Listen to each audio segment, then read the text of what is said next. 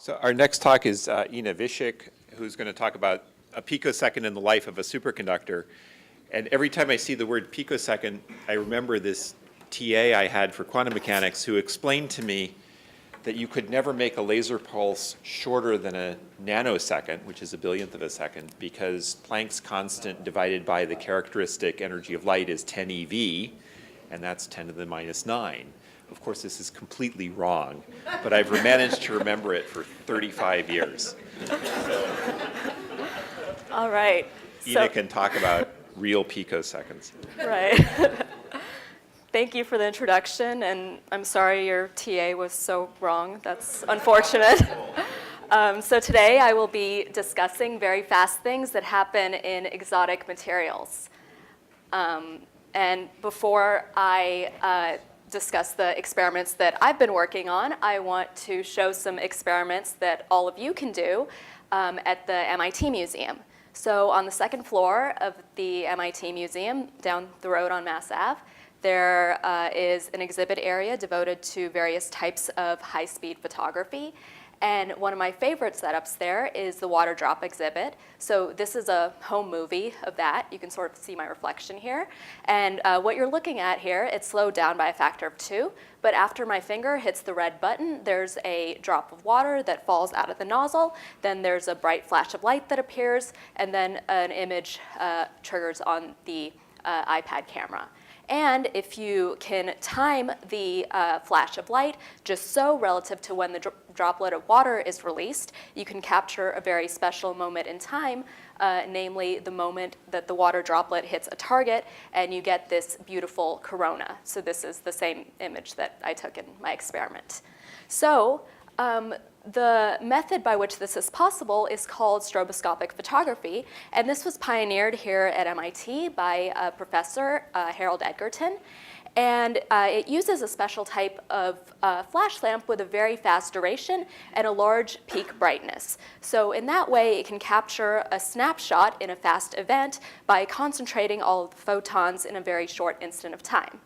So these sorts of flash lamps with a time duration of 10 milliseconds or so are great for capturing everyday events, such as water droplets. I guess this is an everyday event only if you have a leaky roof. But my everyday events as a solid-state physicist are quite a bit faster. So this is a schematic of a crystalline solid consisting of an orderly array of atoms and then some electrons. And potentially there are lots of things that can happen in a crystalline solid, but I just want to discuss a couple of processes that are fairly generic. So you can have electrons interacting with other electrons either by Coulomb repulsion or by scattering off one another. And this tends to happen on timescales of 10 to the minus 16 to 10 to the minus 13 seconds. So quite a bit faster than the 10 to the minus 2 seconds of the flash lamps. You can also have electrons interacting with atomic vibrations that are also called phonons. And this is a bit slower, but it's faster. It's quite fast still. So it's 10 to the minus 13 to 10 to the minus 12 seconds for this sort of interaction. So we need new flash lamps for this. But first, we need some new terminology. So words I'll be using a lot in this talk are femtosecond and picosecond. So 1 femtosecond is 1,000th of 1 trillionth of a second, or 10 to the minus 15 seconds. And to get an idea of how fast that is, we can ask, how far does the fastest thing in the universe, light, travel in that amount of time? And the answer is it travels 300 nanometers, which is the diameter of a large virus.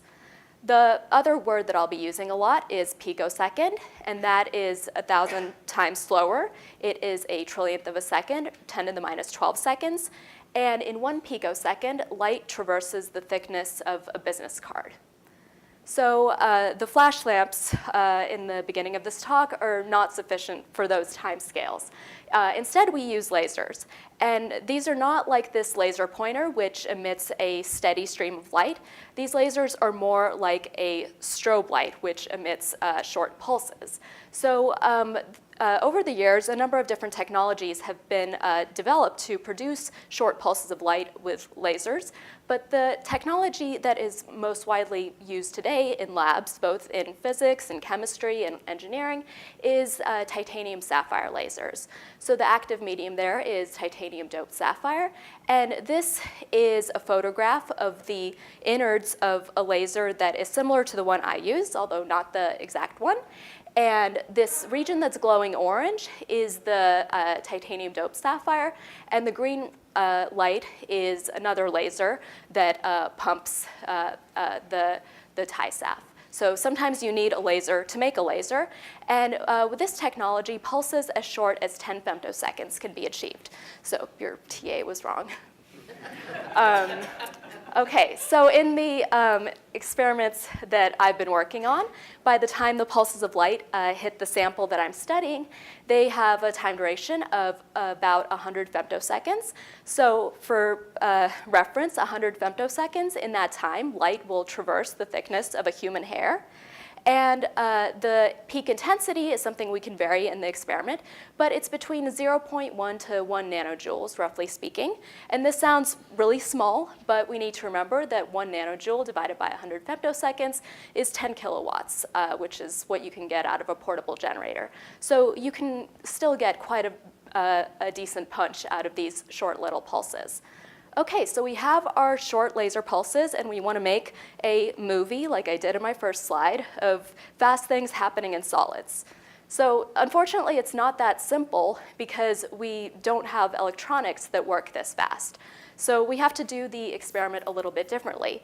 We need to use 2 pulses of light, and we do what is called a pump-probe experiment, where first we come in with a short pump, and this pump excites electrons out of equilibrium, and then a short time later, a probe, which is of similar time duration, comes in and interrogates the system. It studies how the system has decayed back to equilibrium in that time delay after the pump hits. So then, by varying the time delay between the pump and the probe, which in practice is done by varying the path length that the 2 beams need to travel, we can study how an electronic property of our choice decays back to equilibrium after being kicked out of equilibrium, and this gives us information about various scattering processes that are present in that system. So with this method, we can take a movie frame by frame of non-equilibrium dynamics in complex solids. So the specific pump probe experiment that I've been doing is called time-resolved reflectivity, and this is perhaps one of the most rudimentary ways to do a pump probe experiment, but it's also one of the most powerful because of its versatility. So again, here is our pump and our probe. I'm using infrared light, so let's change the color and make them red. And I also know what specific electronic property I'm studying, so I'm measuring the change in the reflectivity of the probe.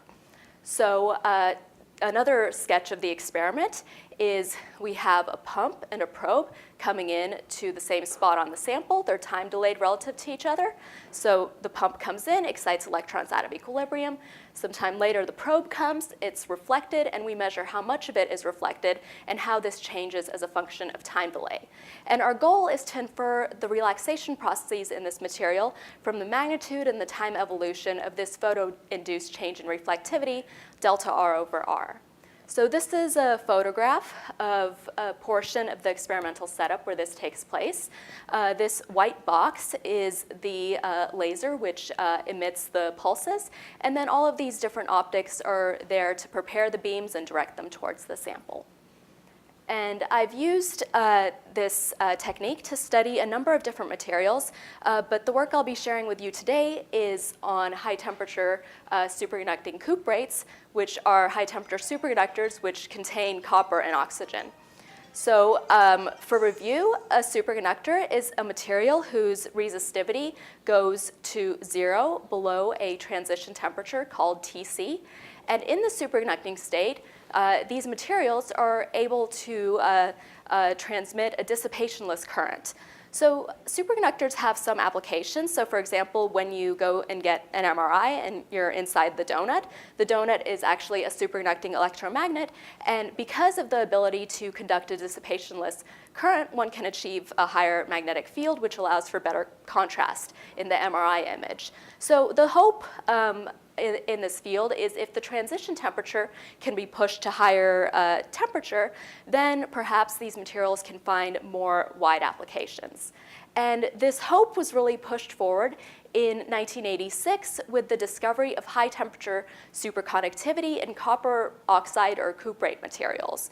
So I guess I should specify what is meant by high temperature, and it means different things to different people depending where you're from. I'm from the solid-state physics lab, so to me, high temperature is above the boiling point of liquid nitrogen. So 77 Kelvin is toasty warm. And some of these cuprate superconductors have transition temperatures above the boiling point of liquid nitrogen. And for this huge potential, the Nobel Prize was awarded the very next year after discovery. So the cuprates look rather mundane. They're all little black crystals. Sometimes they're big black crystals. But they have a lot of mysteries within them. And in particular, we still have not established the mechanism of superconductivity. So why do they actually become superconducting in the first place? So this is a very deep scientific question, but also from a more practical standpoint, if you know why a certain class of materials becomes superconducting, you can potentially engineer new materials with even more favorable superconducting properties. So the cuprates are a very rich class of materials, and today I'll be focusing on one aspect of the issue, and that is the interaction between superconductivity and antiferromagnetism.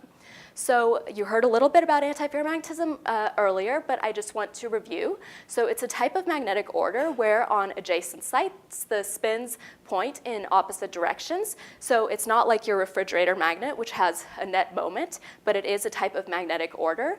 And in the cuprates, they actually start off life as an antiferromagnet, and then superconductivity is induced either by adding electrons or taking away electrons.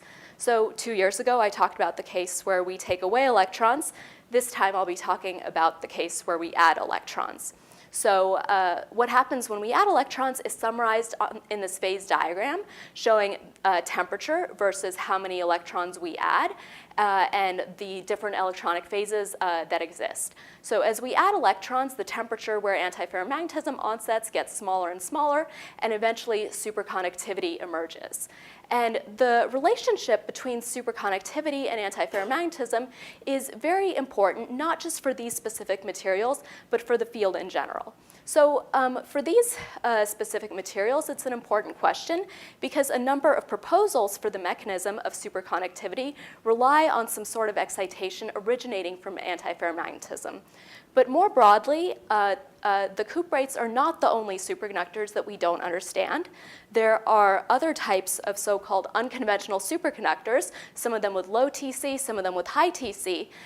But what many of them seem to have in common is that superconductivity appears when an antiferromagnetic phase is suppressed to 0 by some tuning parameter. So this is an introduction to the cuprates, and I will be discussing a specific composition of electron-doped cuprates where the transition temperature is maximum. So this is the transient reflectivity data in that composition of electron-doped cuprates measured deep inside the superconducting state. So the y-axis is the change in reflectivity measured using the probe, which is at 800 nanometers, and it's both positive and negative. And the x-axis is the time delay between the pump and the probe. So it's a little bit of a complex signal. So at the instant the pump hits at time 0, first the signal goes negative, then it goes positive, then it seems to plateau, although this plateau is a little bit of an illusion. If we were to measure longer, it would eventually slowly go back to 0. So I want to give you a flavor of the type of information we can get from this type of data and how we extract the information. So we want to simplify this complicated signal, and one way to do this is to get rid of superconductivity. So we can kill superconductivity with a magnetic field, and in this particular compound in this temperature, 6.5 Tesla is sufficient to do that. So 6.5 Tesla is 100,000 times the Earth's magnetic field. And to achieve this magnetic field in the lab, we use a superconducting electromagnet. So just like you sometimes need a laser to make a laser, you also sometimes need a superconductor to study a superconductor. So when we kill superconductivity, we're left with a signal that is only negative, and then we can subtract this signal in the absence of superconductivity from this signal in the presence of superconductivity, and see that this signal that we see is actually the sum of two parts. So the first data I showed you indicated superconductivity coexisting with antiferromagnetism, and then we can extract the antiferromagnetic and superconducting components separately with the magnetic field. So I want to start by looking at the superconducting component. And in a superconductor, the charge carrier units, it's not just a single electron, it's a pair of electrons called a Cooper pair. And there's an energy barrier to breaking apart a Cooper pair. And when the pump hits the sample, what it does indirectly is it breaks up Cooper pairs. And if we can isolate the superconducting signal all by itself, what we're looking at here is something proportional to the number of broken Cooper pairs. So after the pump hits, we're watching them break apart, and then we're slowly watching them reform. And in a material where we're still trying to figure out why Cooper pairs form in the first place, watching them reform in real time is a useful method of learning that information. So then we can look at the antiferromagnetic component by itself. And normally we wouldn't expect to see this in an optical experiment because antiferromagnetism doesn't have a net moment, and so it might not necessarily couple to light. But in these particular compounds, antiferromagnetism actually induces a gap in the density of states, similar to the band gap in a semiconductor, but about 10 times smaller. And the pump excites from occupied to unoccupied electron states, ultimately producing particle hole excitations across this gap originating from antiferromagnetism. And when we isolate the antiferromagnetic component and study its time domain signatures, what we're looking at is recombination across this gap, and it's potentially mediated by excitations originating from antiferromagnetism. So in summary, what we've seen by looking at the high-temperature superconductors in the time domain is watching the breaking apart and reforming of Cooper pairs in real time, and also watching electrons and holes recombine, potentially mediated by magnetic excitations, which I mentioned earlier might be involved in superconductivity. So in other materials, there are other types of orders which will yield unique signatures related to the scattering processes relevant to those orders, and these are topics that I'll explore in my own lab starting next year. So this work was not done alone. It was done in the group of Nugetic. This is a recent photo of us, and I am extremely grateful for the opportunity to learn ultrafast techniques from all of these brilliant people. And the samples come from the group of Professor Rick Green at the University of Maryland. And of course, I want to echo all of the other fellows in thanking Neil and Jane Pappalardo for this incredible opportunity to be part of this great research community. And of course, the free food, so it's not unique to MIT, but I should say that it's of far superior quality than any other university I've seen. So thank you, Neil, and thank you all for your attention.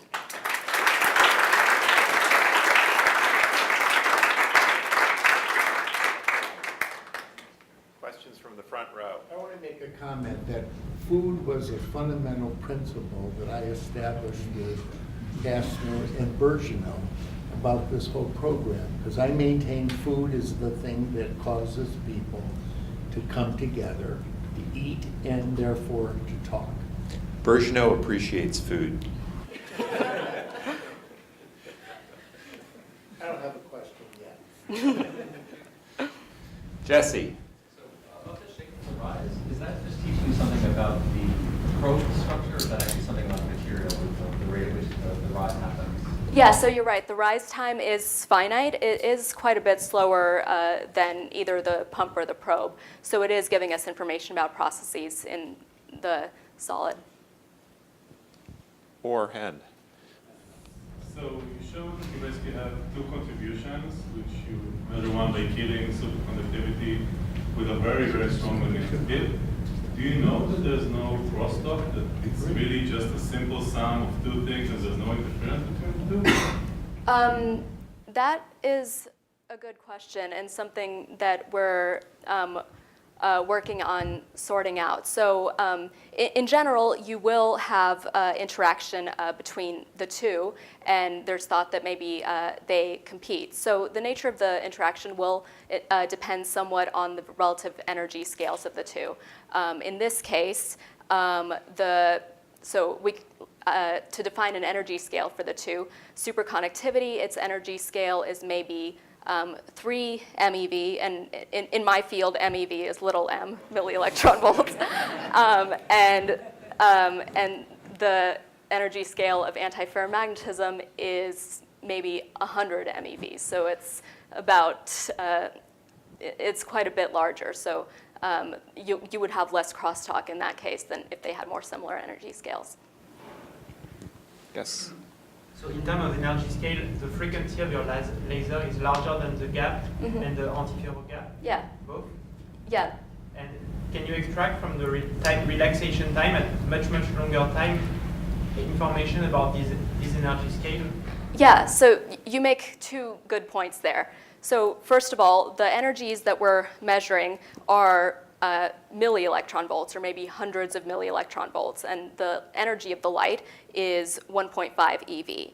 So the reason that we're able to learn about the low energy scales is because when we measure reflectivity, ultimately it originates from both components of the optical conductivity, which are Kramers Kronig related, and that's an integral over all frequencies. So onto your second question about basically learning about energy scales from the time dynamics, that is certainly possible. So just qualitatively, things that are low energy will be longer in time. But there are ways to quantify it. So for instance, by studying the temperature dependence of the amplitude or the temperature dependence of the time constant, that's a way to actually extract a gap.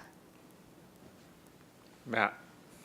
Weren't you surprised to see that when you separated into two components, the decay times appear to be the same? Expected different energies from the two different mechanisms. Yeah, that's a good point. So they're not exactly the same. They're both slow, and if we vary the temperature, they do have different temperature dependences. So one consideration is the energy scale of the actual spectral gap.